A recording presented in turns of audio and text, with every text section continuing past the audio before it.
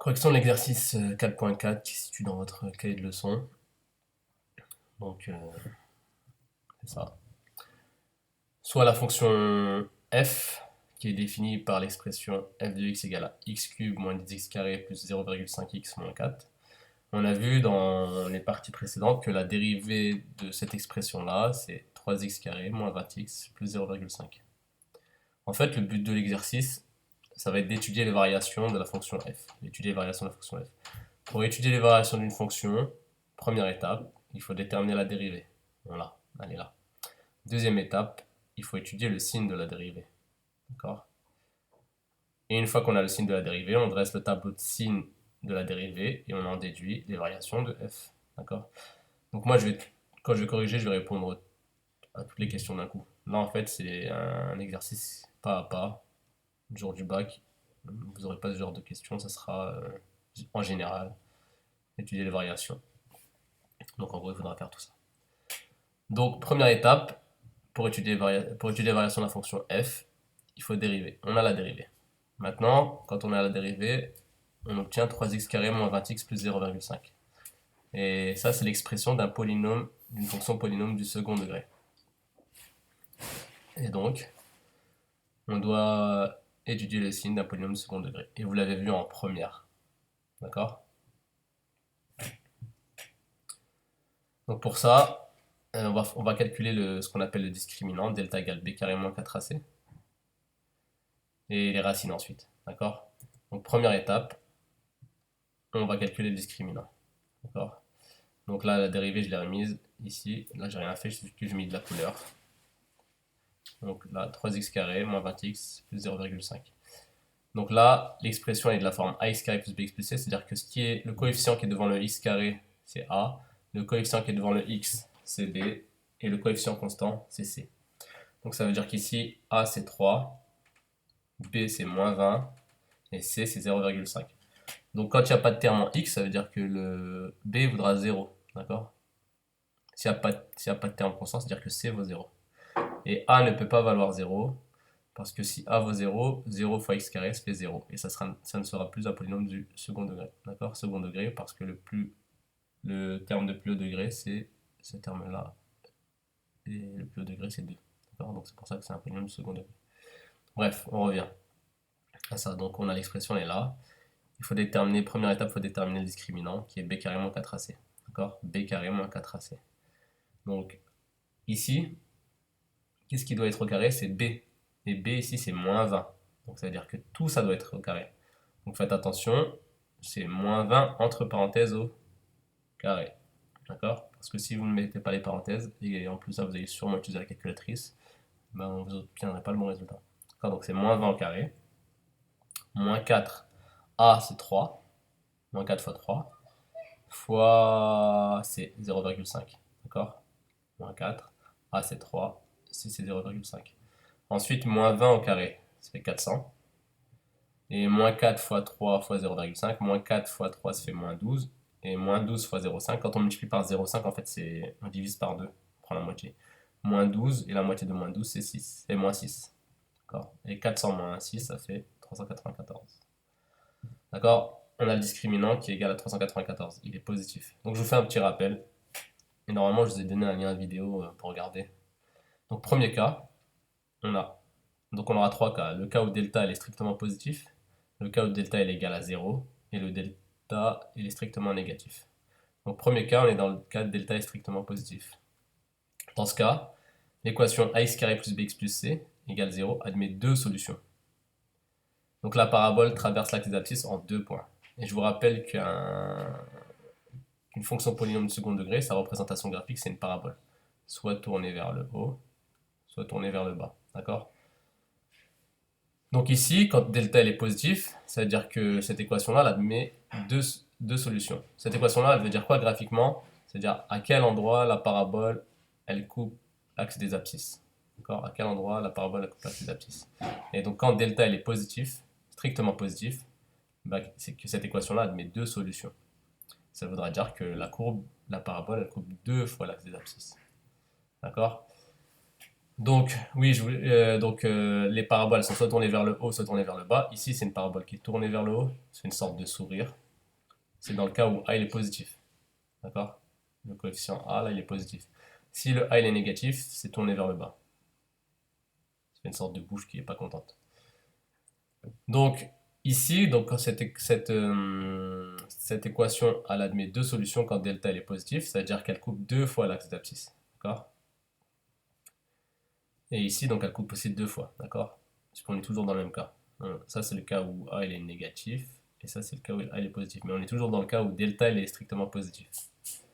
Donc, à quoi ça sert de savoir ça? Bah, grâce à ça, on peut en déduire le signe. D'accord? Ici, le signe d'une fonction, là, on regarde en fait la parabole, la représentation graphique, à quel moment elle est au-dessus de l'axe des abscisses et à quel moment elle est en dessous. Donc là, on voit bien qu'elle est au-dessus, en dessous, au-dessus. Donc ça veut dire qu'elle est d'abord positif, négatif, positif. Et là, c'est l'inverse, elle est d'abord négatif, positif, négatif. D'accord? On regarde par rapport à l'axe des abscisses. Les parties qui sont en bas, c'est négatif, les parties qui sont au-dessus, c'est positif. Donc c'est pour ça qu'on obtient... j'en suis... C'est pour ça qu'on obtient ça. D'accord? Donc c'est-à-dire que là, ici c'est f, hein, mais nous, ça sera f'. Parce que c'est la dérivée qui est un polynôme de second degré. Donc là, c'est juste un rappel.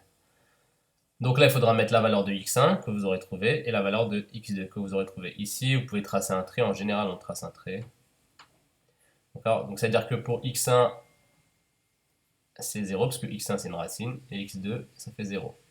Et ensuite c'est plus, moins, plus, comme on l'a vu là. Plus, moins, plus.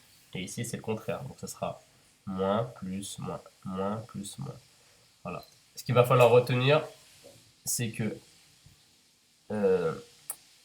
une fonction polynôme de second degré, elle est toujours du signe de A, toujours du signe de A, sauf entre les racines. Donc quand il y a deux racines, ben, on prend le contraire, du signe de A. Quand là A il est positif, donc on prend moins. Et là, à l'extérieur, c'est plus. Là, le A il est négatif.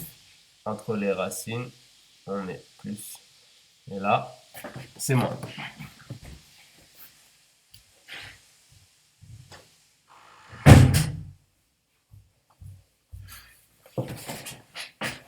Donc, ensuite, deuxième cas.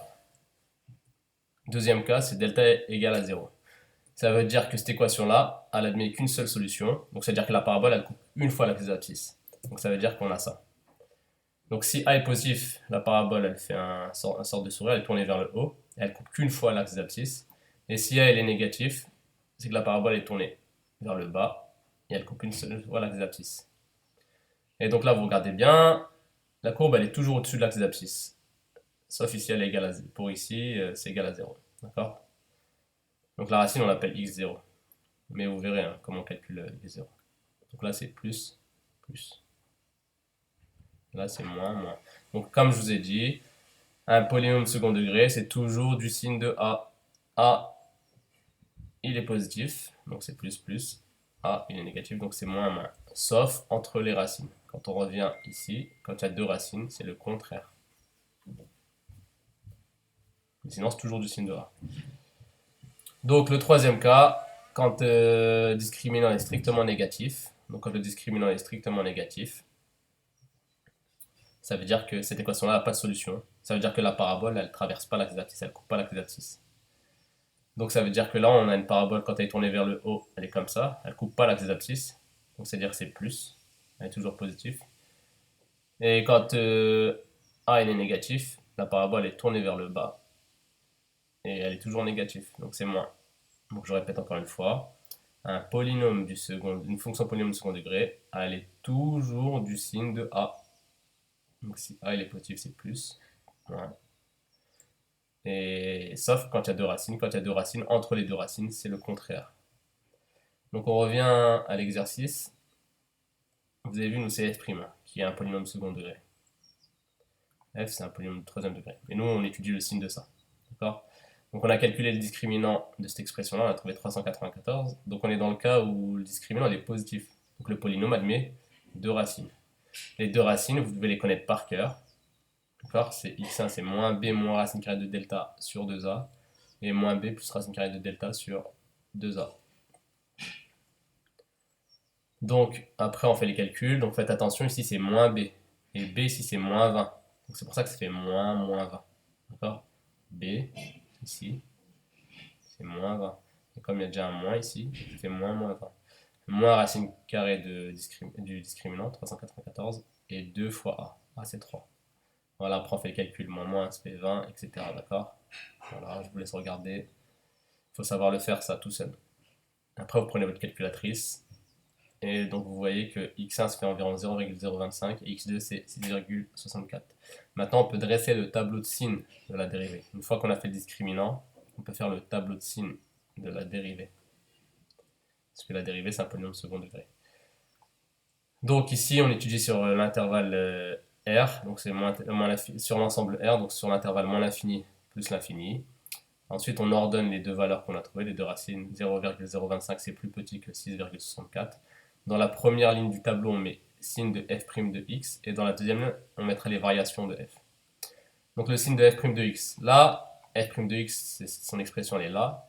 Le fait d'avoir trouvé ça, ça veut dire que c'est les valeurs par lesquelles on remplace x. Si je remplace x, là, par 6,64 environ, ça fait 0. Et si je remplace x par 0,025, ça aussi, ça fait 0. Donc c'est pour ça qu'ici, on met 0. 0, 0. Ensuite, là, la question qui se pose, c'est est-ce qu'on met plus, moins, etc. Donc, comme je vous ai dit, un polynôme du second degré, c'est toujours du signe de a, sauf entre les racines.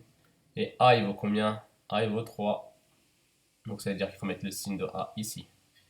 Plus, plus, et le contraire de a ici, moins. Je vous rappelle, hein. On est dans ce cas de figure-là. D'accord? Et le a, il est positif. Donc, si le a, il est positif, donc je fais plus, moins, plus. D'accord? Plus, plus. Parce que a, il est positif. Et là, moins. Donc maintenant, une fois qu'on a les dérivés, une fois qu'on a le signe de la dérivée, ben, on en déduit les variations. Quand la dérivée elle est strictement positive, c'est-à-dire que les variations de f sont strictement croissantes. C'est-à-dire que les variations de f, on va obtenir strictement croissantes parce que ici c'est plus, strictement décroissantes parce que ici c'est moins, et strictement croissantes ici c'est plus. Ensuite, il faut calculer les images.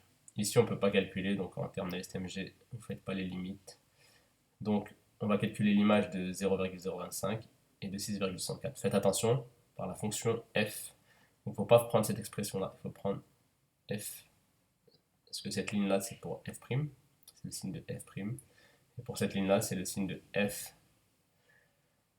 Donc, on remplace x par 0,025, on calcule, et on remplace ensuite x par 6,64, et on calcule. Donc, calculatrice. Voilà, on obtient ça, moins 3,99 et moins 48,82. Vous pouvez vérifier, on ne sait jamais, je me suis trompé. Voilà, et après on place. Et c'est terminé. Voilà, pour samedi, je vous ai envoyé un mail. Vous faites ça.